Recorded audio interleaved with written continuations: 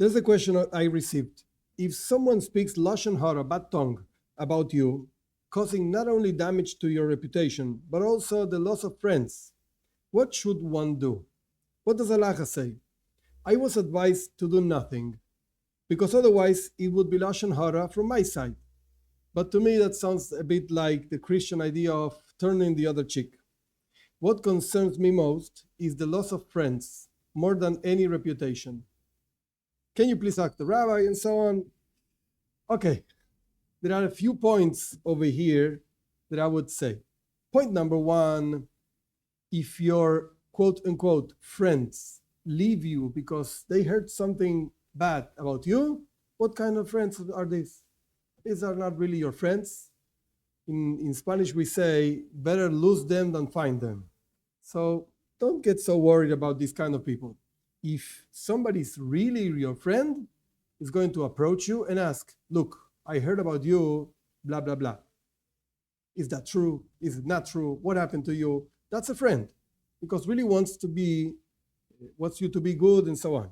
So that's point number one. Don't be so worried about losing these friends, because they are not really your friends. Point number two, when you find darkness, you have only two options. Option number one is to fight darkness. And usually when you fight darkness, you become dark also. Actually, our sages say in a different language, but it's the same thing. If you fight with somebody that is all dirty, you get dirty also. So that's option number one. Option number two when fighting darkness is to make more light. Our sages do say from verses, a little bit of light dissipates a lot of darkness, so you do more light. How do you do more light? In this particular case, one idea, of course I don't know the details, and it doesn't really matter, but one idea would be to approach the person that said these things about you and ask the person, why did you speak about me like this? Do you know this is not true? I hope it's not true, whatever the person said. So why did you say this? You caused me damage about saying this. What's going on? I understand you, I don't judge you, but I would like to know what's going on. You should know it's not true, and so on. Or behave in a better way. By behaving in a better way, you will dissipate all the bad things that people say about you, because they will see that it's not true. There's a small story about the Rebbe Maharash, the fourth Rebbe of Chabad. He had two sons. He had other children, but he had two sons. One of them was going to be the next Rebbe, many years after, whatever.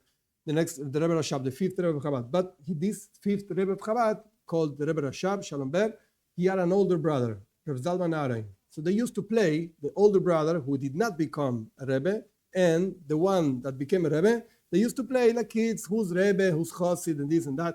And they used to fight, like kids fight. And one time, the Rebbe Rashab was actually bigger, like in body, he was bigger than his older brother. And the older brother was kind of bothered by this. His younger brother is bigger than me. So the point is that in one of these fights, the older brother put in a hole, in a pit, the younger brother. And the younger brother started crying, children started crying. So the father came, the Rebbe came, the father came and he brought it out of the pit and spoke to the children. And he gave a lesson, which is actually what I mentioned before. When you want to actually prove that you're better than somebody else, you have two options. Option number one, put the other one in a pit and you will be taller. Yeah, I'm better than the other one.